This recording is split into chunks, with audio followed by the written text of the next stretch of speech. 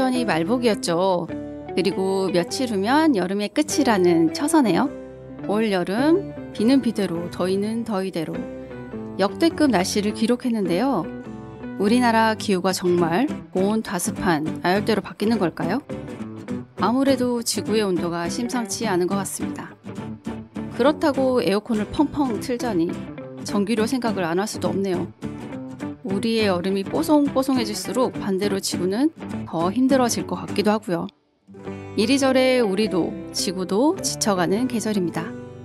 OBS 경인 마을 라디오 화성 이야기 다 같이 힘내자는 의미에서 시원한 여름 노래 한 곡 듣고 와서 시작하겠습니다.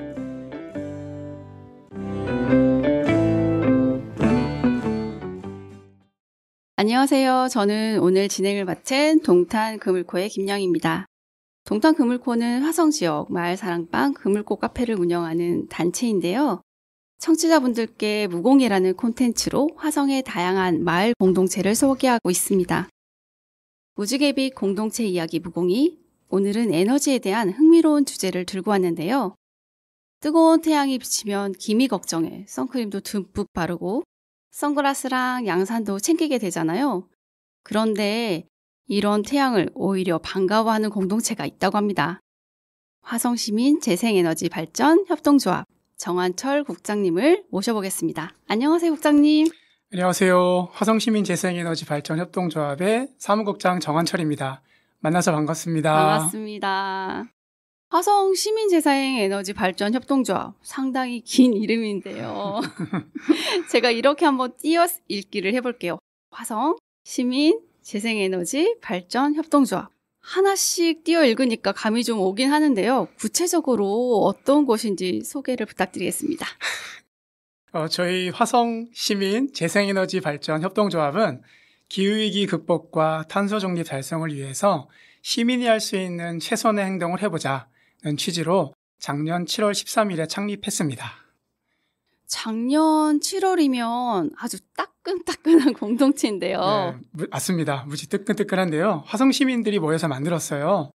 사실 기후위기 극복이라는 게 산업혁명 이후에 사회 기반을 통째로 바꾸는 체제의 전환이 일어나야 가능한 일이거든요. 체제 전환, 솔직히 조금 무겁고 큰 이야기인 것 같아요. 네, 맞아요. 너무 거대한 이야기라서 시민 한 사람 한 사람이 무기력해지기 쉬운 것 같아요. 일회용품 하나 덜 쓰고 장바구니를 챙긴다고 이산화탄소 농도가 획기적으로 줄어들 것인가? 아니거든요. 물론 아주 소중한 실천입니다. 그래서 좀 더 효과적인 실천이 필요한데 그게 바로 시민들이 에너지 생산자가 직접 되는 겁니다. 시민이 직접 에너지를 생산한다고요? 네네네. 우리가 그동안 공기업이 생산한 에너지를 값싸게 마구 써왔잖아요. 이제는 화석연료 대신에 지속 가능한 에너지로 바꿔야 하는데요. 가장 친근한 재생에너지 생산이 바로 햇빛 발전이라고도 하는 태양광 발전입니다. 태양광 발전소를 시민이 직접 세울 수 있도록 돕는 플랫폼이 저희 화성시민 재생에너지 발전 협동조합이라고 보시면 됩니다. 제가 햇빛 발전이라는 말은 많이 들어봤는데 여긴 햇빛 발전보다는 그럼 재생에너지 발전이라는 더 큰 개념을 다루는 것 같은데요. 그건 어떤 의미일까요? 재생에너지란? 네, 재생에너지는 햇빛이 있고요. 그 외에도 바람, 땅속에 여린 지열, 또 물의 힘, 수력 등 여러 가지 에너지원이 있어요. 특히 농촌 지역에서는 가축의 똥오줌에서 나오는 메탄가스로 전기를 생산하고 그 과정에서 발생한 열까지 이용하는 바이오매스를 활용한 바이오가스화 시설이 요즘 주목받고 있습니다. 화성시는 도농복합도시이기 때문에 저희는 앞으로 이런 다양한 사업까지 가능성을 모두 열어놓고자 이름을 재생에너지 발전 협동조합으로 지었습니다. 바이오가스를 통한 재생에너지, 그 생산까지 내다보시는군요. 그러면 이 조합이 출범 이후에 1년 동안 해온 일들, 또 현재 추진 중인 일들은 어떤 게 있을까요? 작년에 조합원들과 타 지역에 있는 에너지 자립마을에 견학도 다녀왔고요. 또 경기 시민발전협동조합 협의회라고 있는데 거기에 저희가 소속해 있습니다. 거기서 주최하고 함께한 토론회나 포럼에도 열심히 참여하고 있어요. 가장 중요하다 볼 수 있는 발전소 건립은 마침 경기도가 정책적으로 태양광 발전소를 장려해서 저희도 비교적 수월하게 참여하고 진행하고 있습니다. 이제 곧 레빗 1호기의 탄생을 눈앞에 둔 상태인데요. 올해 안에 3기에 발전소를 추가로 더 건립하기 위해서 차근차근 준비 중에 있습니다. 태양광 발전을 먼저 시도를 하시는 것 같은데요. 태양광 발전소의 이름이 레빗인가요? 토끼? 맞아요. 설명이 없었네요. 토끼 맞습니다. 설명을 좀 드리면 재생에너지의 영어 표현인 Renewable Energy에서 RE, 즉 레를 갖고 왔고요. 그리고 햇빛 발전소에서 빛을 따와서 저희 조합의 태양광 발전소 브랜드를 레빗이라고 지었어요. 그래서 거기에 RE100, RE100도 연상되고 또 토끼 레빗이랑 발음이 비슷해서 기억하기 쉽게 되리라고 저희가 생각했습니다. 역동적으로 달리는 밝은 토끼가 저희의 심벌이기도 해요. 실제로 심벌에 토끼 그림이 이렇게 딱 있는 건가요? 네, 제가 그림 갖고 왔는데 아마 보이지 않을까요? 네. 에너지 협동조합이라서 그런지 정말 역동적인 에너지가 레빗에서도 느껴지는데요. 방금 아리백을 말씀하셔서 이제 청취자분들이 다들 아리백이 뭔지는 좀 아실 것 같지만 그래도 국장님 다시 한번 용어로 설명을 좀 부탁드릴까요? 예. 아리백은 100% 재생에너지만 우리가 사용하자라고 하는 글로벌 캠페인으로 시작했어요. NGO에서 시작한 캠페인은 글로벌 기업과 국제사회에 영향을 끼쳤고 이제는 보편적인 용어가 되었습니다. 유럽연합과 미국 등은 탄소 국경 조정 제도를 통해서 탄소 배출이 많은 제품에 추가 비용을 부과하거나 수출을 막는 것까지 고려하고 있어요. 결국 아리백을 못 지키면 우리나라의 기업들이 큰 어려움을 겪고 한국의 전체 경제도 난관에 부닥칠 수가 있습니다. 태양광이나 풍력 등 청정 에너지는 환경적인 요청은 물론이고 오늘과 미래의 경제와도 아주 밀접합니다. 아리백을 수행하지 못하면 수출을 하기가 어려운 그런 환경이 될 수도 있다는 이야기시네요. 우리의 미래가 달린 문제라고 보이는데요. 그렇다면 현재 주목받는 재생에너지 분야의 흐름에는 어떤 것이 있을까요? 네, 여러 가지가 있지만 우리 화성 지역에 좀 초점을 맞춰서 말씀드릴게요. 바이오가스화 시설은 아까 말씀드렸고요. 영농형 태양광이라는 걸 좀 더 소개할게요. 땅을 2배로 활용해서 기존에 농사 짓는 농지 위에다가 태양광 패널을 설치하고 그 밑에서는 여전히 농작물을 기르는 거예요. 농사를 지으면서 동시에 태양광 발전을 하는 거죠. 농산물도 생산하여 팔고 전기도 생산하여 파니까 소득이 늘어서 농민에게도 좋고 환경에도 당연히 좋은 게 됩니다. 그냥 농사를만 짓는 게 아니라 농사도 짓고 태양광 발전으로 수익도 창출할 수 있는 그런 아이디어인 거네요, 스님. 네, 맞습니다. 정부에서 관련 법규를 잘 만들고 농민이 주인이 돼서 주체가 돼서 추진할 수 있게 지원만 한다면 앞으로 이 영농형 태양광은 크게 발전할 거라고 봅니다. 이미 농림부나 또 환경부에서도 계속 크게 지원하겠다고 보고는 있어요. 아무튼 기존에 또 한편 또 다른 게 좀 있는데 농촌형 태양광이라고 있었어요. 이거는 농지 위에다가 농사는 그만 짓고 태양광만 설치해서 하는 형태였거든요. 하지만 영농형 태양광은 농민의 입장에서 농업의 관점으로 접근해갖고 농업도 살리고 생태 훼손도 없이 조화롭게 그렇게 재생에너지를 생산하는 방법이 되겠습니다. 농촌형 태양광이랑 영농형 태양광이랑 비슷한 이름을 가졌지만 실제로는 상당히 다르네요. 네, 이름만으로는 구분짓기 어렵지만 전문 용어라 봐주시고 잘 개념을 나눠서 봐야 될 것 같습니다. 한편 화성시는 경기도에서 전력 소비량이 1위예요. 동시에 농지 면적도 가장 넓거든요. 1위거든요. 그야말로 영농형 태양광에 아주 최적화된 조건을 갖고 있다라고 말할 수 있겠습니다. 말씀을 듣고 보니까 에너지 부분에도 우리의 상상력과 실험 정신이 정말 필요한 것 같아요. 그럼 이쯤에서 정한철 국장님의 신청곡 듣고 갈게요. 마을의 다양한 이야기를 만나는 경인 마을 라디오. 오늘은 화성시민 재생에너지 발전 협동조합 정한철 국장님과 이야기를 나누고 있습니다. 다음은 저희가 출연자분께 공통으로 드리는 질문인데요. 우리 공동체만의 자랑, 어떤 게 있을까요? 너무 많은데 과장을 조금 더해서 말할게요. 화성시에서 좋은 사람 모여라 라고 하면 아마 그분들 중 대부분이 저희 조합원일 겁니다. 어떤 조직이든 가장 중요한 건 사람이잖아요.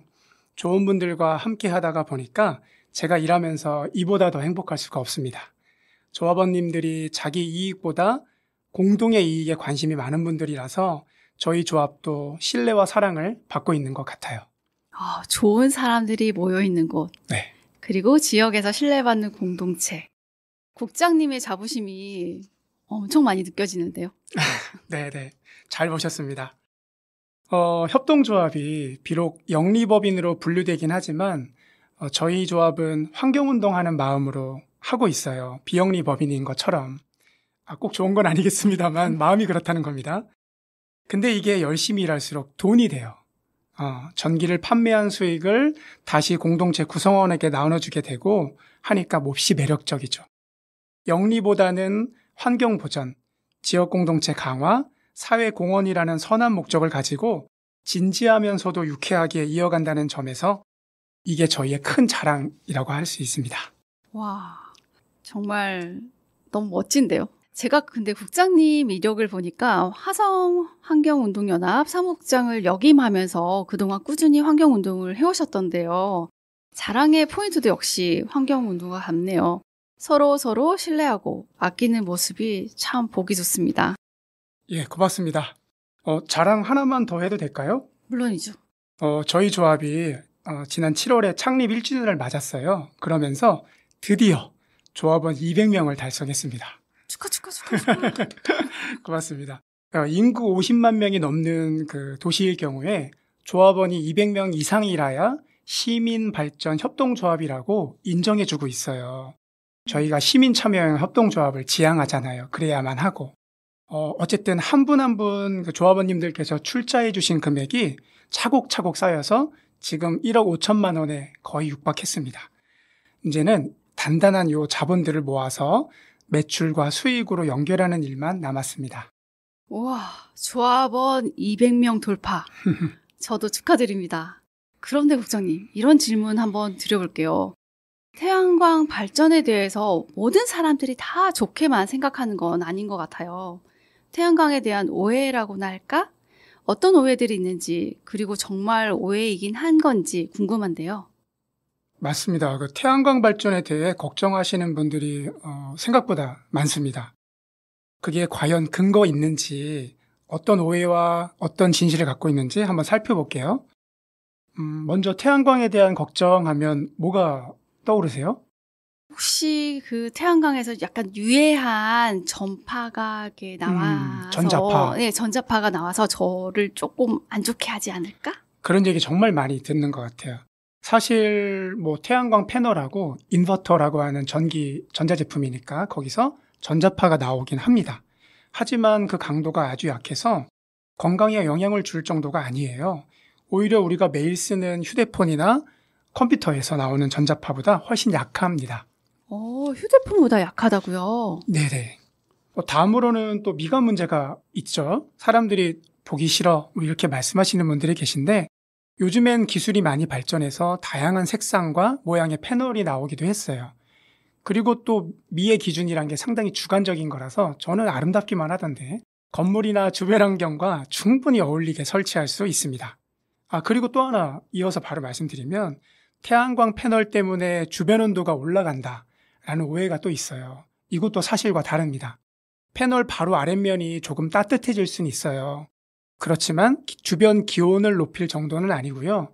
오히려 패널이 만드는 그늘 효과가 있습니다.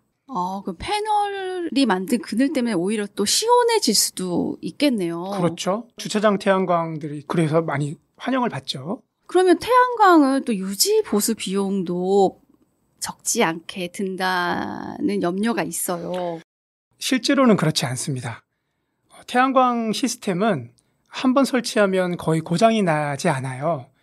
가끔 청소하면서 10년에서 15년 정도에 한 번씩 인버터만 교체해주면 되거든요. 다른 발전 방식에 비해서 유지비가 훨씬 적게 들고 또 전기를 생산하기 위해서 전기를 공급하는 방식의 그런 게 아닌 거죠. 또 반사광이 주변에 피해를 준다. 이런 오해도 있어요. 근데 지나가면서 많이들 경험하고 계시겠지만 요즘 패널들은 반사하는 것들 거의 볼 수 없습니다. 오히려 빛을 최대한 흡수하도록 만들어져 있어서 반사가 거의 없고요. 공항이나 고속도로 근처에서도 안전에 굉장히 중요한데도 잘 쓰고 있는 걸 보면 그것이 충분한 방증이라 볼 수 있겠죠. 아, 그래서 공항이나 고속도로에 그 태양광이 설치되어 있는 거군요. 네, 네. 그러면 그 나중에 태양광이 오래됐을 때 폐기할 때는 어떻게 되나요? 오히려 환경 문제를 또 이걸 유발하지 제일 않을까요? 많이 들은 것 같아요. 네. 쓰레기 문제 심각하다. 뭐 중금속 이렇게 말씀하시는 분들이 계신데 이거야말로 정말 오해입니다. 보통 태양광 패널은 25년에서 30년 정도 사용 가능해요. 기술력이 발전하면서 더 길어질 수 있겠지만 현재는 그렇고요. 90% 이상을 재활용할 수 있습니다. 기술이 발전하면서 재활용 효율도 더 높아지고 있고요. 그런 면에서 태양광 패널은, 태양광 발전 시설은 만들 때부터 버릴 때까지의 전 과정이 친환경적이라고 말할 수 있습니다. 반면에 이에 비해서 핵발전에서 나오는 방사성 폐기물은 수십만 년을 보관해야 하고 또 시작한 지 한 100년밖에 안 되는 이 역사 가운데서 크고 작은 사고가 계속되고 우리에게 좀 안전에 대한 위협을 주잖아요. 오히려 그런 것들에 대한 진실이 우리한테 잘 알려지면 좋겠습니다. 그동안의 오해가 대부분 사실과 다르거나 과장된 경우가 많았네요. 이런 오해가 의도적으로 조장되는 측면도 있는 것 같습니다. 특히나 이런 사업은 국가 정책 방향에 따라 영향을 많이 받을 수밖에 없잖아요. 네, 물론입니다. 전 세계가 탄소 중립을 외치고 있는데 우리 정부의 계획을 보면 사실 좀 걱정이 됩니다. 첫째, 아직도 화석연료에 많이 의존하고 있어요. 석탄화력 발전소에 대한 의존 비중도 높고 또 석탄화력 발전소를 없애면서 천연가스 발전소로 대체하겠다는 계획이 있어요. 비중이 여전히 높은 거죠. 둘째, 재생가능 에너지에 대한 투자가 많이 부족합니다. 지금도 가용한 땅이나 건물 옥상 등등에 모조리 태양광 발전소를 설치한다고 해도 에너지 전환이 어려울 판인데 우리는 오히려 다른 나라에 비해 이 분야에 대한 투자가 많이 뒤처져 있습니다. 세 번째로 원자력 발전, 핵발전을 다시 강조하고 있어요. 원자력은 온실가스 배출이 없다는 이유로 그렇다는데요. 말씀드렸듯이 안전 문제나 폐기물 문제를 생각하면 원자력은 결코 값싼 에너지도 아니고 장기적인 해답이 될 수도 없습니다. 우리나라도 탄소 중립을 위한 세계적 움직임에 동참해야 될 텐데요. 이제 이야기를 슬슬 마무리해볼까요? 화성 시민재생에너지 발전협동조합이라는 공동체가 가진 앞으로의 계획이나 과제가 있다면요? 저희 조합이 더욱 성장해서 더 많은 시민들이 참여할 수 있도록 하고 에너지 생산자가 되는 기회를 제공하는 겁니다. 이게 가장 기본적이고 중요한 꿈이 되겠고요. 과제가 되겠고요. 한편 조금 다른 얘기인데 이사장님하고 저에게 또 다른 꿈이 있어요. 조합이 2, 3년 정도 자리를 잘 잡아서 발전 사업이 궤도에 오르면 안정적인 수입을 가져올 거라고 예상하거든요. 그러면 그 돈으로 지역의 시민사회단체가 길들 수 있는 공간들을 찾고 만드는 겁니다. 가령 빌딩을 하나 샀으면 좋겠어요. 시민의 힘으로 정직한 부를 창출하고 이를 다시 지역사회에 환원하는 선순환의 지역공동체를 만드는 게 저희의 꿈입니다. 저도 그 꿈에 같이 동참하고 싶은데요. 듣는 순간 마음이 뜨거워지는 걸 느낍니다. 저도 화성 시민 재생 에너지 발전 협동조합의 에너자이저 같은 활동을 응원하겠습니다. 국장님, 지금까지 기후위기에 대한 해답을 찾아가는 귀한 이야기를 들려주셔서 감사합니다. 마지막으로 경인마을 라디오 청취자분들께 끝인사 부탁드려볼게요. 재생에너지를 통한 에너지 전환만 하면 우리의 기후위기가 극복될까요? 사실 아니라고 생각합니다. 우리 사회가 여전히 성장, 개발, 경제 발전만을 추구한다면 저는 회의적이라고 봅니다. 더 근본적인 생태 전환이 필요해요. 우리의 삶의 양식이 바뀌어야 하는 거죠. 모든 생명들에게 공동의 집인 지구를 살리기 위해서는 우리 인류가 그리고 우리 한 개인들이 조금 더 천천히 가야 하고 에너지도 덜 쓰고 가끔은 잠시 멈추기도 해야 한다는 것을 꼭 기억해 주시면 좋겠습니다. 조금 더 천천히, 가끔은 잠시 멈춤. 이 말을 기억하면서 국장님 여기서 보내드릴게요. 오늘 말씀 감사합니다. 예, 고맙습니다. 아쉽지만 안녕히 계세요. 네, 감사합니다.